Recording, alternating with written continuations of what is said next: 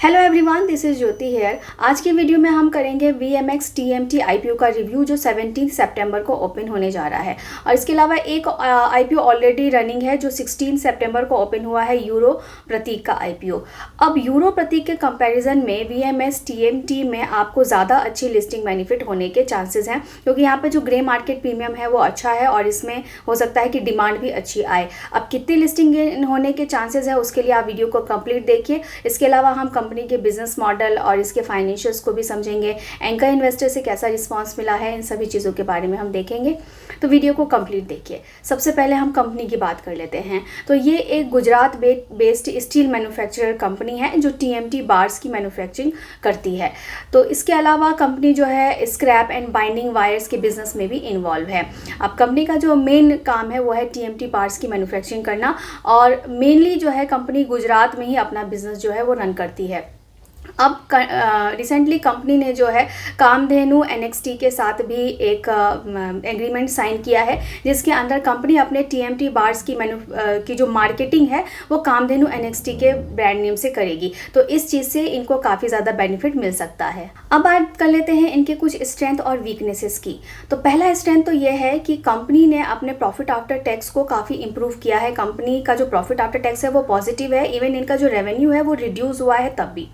दूसरा है company cost control पे काफ़ी वर्क कर रही है, जिसकी वजह से इनके जो प्रॉफिट मार्जिन है वो इम्प्रूव हो सकते हैं। उसके बाद इस IPO से जो भी पैसा कंपनी रेज करने वाली है उसका जो यूज़ है वो डेट पेमेंट के लिए करने वाली है। तो कंपनी का डेट कम होगा तो फाइनेंशियल्स इंप्रूव होंगे।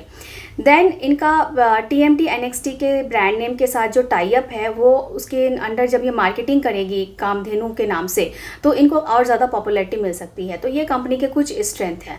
अब बात करते हैं वीकनेसेस की। सबसे पहला वीकनेस है कि कंपनी का जो जॉनरा है वो काफ़ी लिमिटेड है। कंपनी का बिजनेस जो है वो गुजरात में ही एक्सपेंडेड है और 98 to 99% रेवेन्यू इनका गुजरात से ही आता है। तो कंपनी को एक्सपेंशन की काफ़ी ज़्यादा ज़रूरत है। उसके बाद रॉ मटेरियल के कॉस्ट जो है इनको काफ़ी इफेक्ट करते हैं, क्योंकि अगर रॉ मटेरियल का कॉस्ट जो है अगर बढ़ता है तो उसकी वजह से इनकी जो ऑपरेशनल कॉस्ट है वो भी बढ़ जाती है। तो ये इनकी वीकनेस है। देन कंपनी के पास डेट बहुत ज़्यादा है। तो अभी हमने इनके स्ट्रेंथ में देखा कि इस IPO से रेज किए हुए पैसों को कंपनी अपने डेट पेमेंट के लिए यूज़ करेगी, लेकिन उससे पहले अगर देखें तो वीकनेस ये भी है कि कंपनी ने बहुत ज़्यादा डेट लेके रखा हुआ है। अब इन सब चीज़ों को हम डिटेल में जब हम फाइनेंशियल्स देखेंगे तब हम कवर करेंगे। तो ये इनके कुछ वीकनेसेस है। तो ये ऑल ओवर इनका बिजनेस मॉडल और कुछ स्ट्रेंथ वीकनेसेस हैं। अब हम कंपनी के फाइनेंशियल्स को एक बार ध्यान से देख लेते हैं और फिर देखेंगे कि कैसा ग्रे मार्केट प्रीमियम है और क्या एंकर लिस्ट में इसकी डिमांड देखने को मिली है। कंपनी के फाइनेंशियल्स में हम सबसे पहले इनके असेट ग्रोथ को देखेंगे।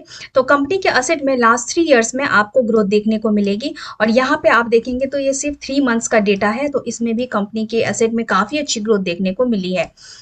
अब बात करते हैं रेवेन्यू की। तो कंपनी के रेवेन्यू में आप यहाँ ध्यान से देखिए कि कंपनी का जो रेवेन्यू है वो 23 से 24 के बीच में ड्रॉप हुआ है और फिर से ड्रॉप हुआ है। मीन्स लास्ट 3 इयर्स में कंपनी के रेवेन्यू में अराउंड ड्रॉप देखने को मिल रहा है, और लास्ट 1 ईयर में इनके रेवेन्यू में यहाँ पे 12% का ड्रॉप देखने को मिला है। और करेंटली ये अभी 3 मंथ्स का डेटा है, तो अभी इस पर हम कुछ कमेंट नहीं कर सकते। हो सकता है कंपनी का रेवेन्यू इंक्रीज हो, लेकिन लास्ट 3 इयर्स की अगर बात करें तो ईयर ऑन ईयर कंपनी के रेवेन्यू में हमें ड्रॉप देखने को मिल रहा है। अब रेवेन्यू में ड्रॉप होने के बावजूद भी कंपनी की प्रॉफिट में हमें इंक्रीज देखने को मिल रहा है, तो ये अच्छी बात है। ये चीज़ मैंने आपको स्ट्रेंथ में भी बताई थी कि कंपनी का जो प्रॉफिट आफ्टर टैक्स है उसमें हमें हर साल जो है ग्रोथ देखने को मिल रही है। तो अब लास्ट 3 इयर्स में कंसिस्टेंसी इन्होंने मेंटेन की हुई है। कंपनी छोटा छोटा प्रॉफिट बना रही है। IPO भी काफ़ी छोटे साइज का है, तो यहाँ पे कंपनी जो है वो प्रॉफिट बना के दिखा रही है। यहाँ पे 3 मंथ्स का भी आप डेटा देखेंगे तो 3 मंथ्स में ही कंपनी ने काफी अच्छा यहाँ पे प्रॉफिट आफ्टर टैक्स जनरेट किया है। एबिटा की बात करेंगे तो कंपनी का जो एबिटा है उसमें भी इंक्रीज देखने को मिला है। कंपनी की नेट वर्थ इंक्रीज हो रही है। रिजर्व सरप्लस की बात करेंगे तो कंपनी का रिजर्व और सरप्लस भी इंक्रीज हो रहा है, लेकिन निगेटिव ये है कि कंपनी ने बहुत ज़्यादा जो है बोरोइंग्स लेके रखी हुई हैं। तो यहाँ पे जो कंपनी ने इतनी ज़्यादा बोरोइंग्स लेके रखी हुई हैं, तो इस IPO से रेज किए हुए मैक्सिमम अमाउंट का जो कंपनी यूज़ करने वाली है वो अपने लोन रिपेमेंट के लिए ही करने वाली है। तो 115 crore rupees company loan repayment के लिए यूज़ करने वाली है। तो ये इनका जो है एक स्ट्रेंथ है, जो मैंने आपको इसके स्ट्रेंथ में बताया था। अब हम इनके रिटर्न रेशोज़ की बात कर लेते हैं। यहाँ पे सबसे पहले हम देखते हैं कंपनी का ROCE 12.79% का, तो 15% से अभी बिलो है, लेकिन कंपनी इम्प्रूव करने की कोशिश कर रही है। डेब्ट इक्विटी इक्विटी रेशो काफ़ी ज़्यादा है, वही मैंने बोला था आपको कि कंपनी ने लोन बहुत ज़्यादा लेके रखा हुआ है। तो इस IPO से रेज़ किए हुए पैसों को कंपनी लोन कम करेगी, तो कंपनी की जो फाइनेंशियल पोजीशन है वो थोड़ी इम्प्रूव हो सकती है। रिटर्न ऑन नेट वर्थ 20.14% का है, पैट मार्जिन भी इनका कम है, एबिटा 5.9% का है। तो कंपनी के जो रिटर्न रेशोज़ हैं वहाँ थोड़ा-सा हमें वीकनेस देखने को मिल रही है। PE रेशो की बात करेंगे तो PE रेशो भी जो है स्लाइटली इनका हायर साइड पे है, क्योंकि इस इंडस्ट्री का PE आप देखोगे तो 18.72 का है यहाँ पे इनका इंडस्ट्री का PE। और इस कंपनी का ये जो IPO लेके आई है तो यहाँ पे इसका PE रेशो जो है 22.24 का है, तो स्लाइटली हायर साइड पे इन्होंने अपना PE जो है वो वैल्यूशंस जो है इस IPO की रखी हुई हैं।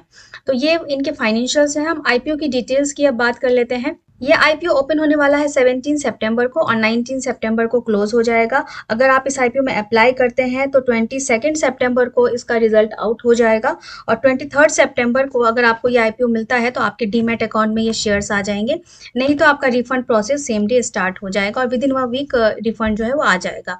24 सितंबर को कंपनी एक्सचेंज पे लिस्ट हो जाएगी। ₹10 पर शेयर का फेस वैल्यू है। 99 रुपीज़ इसका प्राइस रखा गया है इस IPO का पर शेयर। एक लॉट में 150 शेयर्स रहेंगे और पूरा जो है IPO है वो फ्रेश इशू है और टोटल साइज जो है इस IPO का 148.50 करोड़ का है, तो काफ़ी छोटे साइज का IPO है। ये हमने कंपनी के फाइनेंशियल्स देख लिए, जहाँ पे लगता है कि इनके PE रेशो के अकॉर्डिंग ये जो IPO है वो थोड़ा सा स्लाइटली ओवर वैल्यूड है। अब बात कर लेते हैं एंकर इन्वेस्टर की। तो एंकर इन्वेस्टर से कंपनी 27 करोड़ से रुपीज़ जो है ऑलरेडी रेज कर चुकी है। अब यहाँ पे ग्रे मार्केट प्रीमियम की बात करें तो ग्रे मार्केट प्रीमियम में इसका प्राइस है 23 का, जिसके बेसिस पे 23% तक की लिस्टिंग बेनिफिट यहाँ पे एक्सपेक्टेड है। जो 16 सितंबर को जो IPO ओपन हुआ है यूरो प्रति का, उससे फार बेटर है, क्योंकि वहाँ पे अगर आप ग्रे मार्केट प्रीमियम में डिमांड देखेंगे तो कुछ 3-4% की लिस्टिंग बेनिफिट ही वहाँ पे आपको शो हो रहा है। और फर्स्ट डे में जो डिमांड आई है उसमें भी कुछ वो 1 टाइम भी सब्सक्राइब नहीं हुआ है अभी तक, तो उसके कंपैरिजन में ये IPO उससे फार बेटर है। तो आप इस IPO में अब अप्लाई करना है या नहीं ये आप समझ ही चुके होंगे। तो आपको एक लॉट पे अराउंड 3500 तक का बेनिफिट यहाँ पे मिल सकता है। तो इस IPO के लिए आप ऑफ कोर्स जो है इसको कंसीडर कर सकते हैं, अप्लाई कर सकते हैं, क्योंकि यहाँ पे आपको एक अच्छा लिस्टिंग बेनिफिट मिल सकता है। और आने वाले टाइम में भी काफ़ी IPOs ओपन हो रहे हैं। 19 को भी 2 IPO हैं, फिर 25 को भी हैं। तो उन सभी IPOs पे अपडेट पाते रहने के लिए इस चैनल को सब्सक्राइब करके रख लीजिए, आपको टाइम टू टाइम अपडेट मिलती रहेगी। और अगर आपको इन्फॉर्मेशन चाहिए शेयर मार्केट रिलेटेड या फिर म्यूचुअल फंड रिलेटेड, तो उसके लिए आप हमारे डिस्क्रिप्शन बॉक्स चेक कर सकते हैं। हमारी कॉन्टैक्ट डिटेल्स वो वहाँ पर आपको सब मिल जाएंगी। आप क्लासेस करना चाहते हैं या फिर आप अपना पोर्टफोलियो रिव्यू कराना चाहते हैं तो सारी सर्विसेज अवेलेबल है, उसके लिए आप हमें कॉन्टैक्ट कर सकते हैं। डिटेल्स आपको डिस्क्रिप्शन बॉक्स में मिल जाएंगी। और ऐसे ही वीडियोस के लिए चैनल को सब्सक्राइब कर लीजिए। वीडियोस अच्छे लगते हैं तो इसे लाइक ज़रूर करिए। Thank you.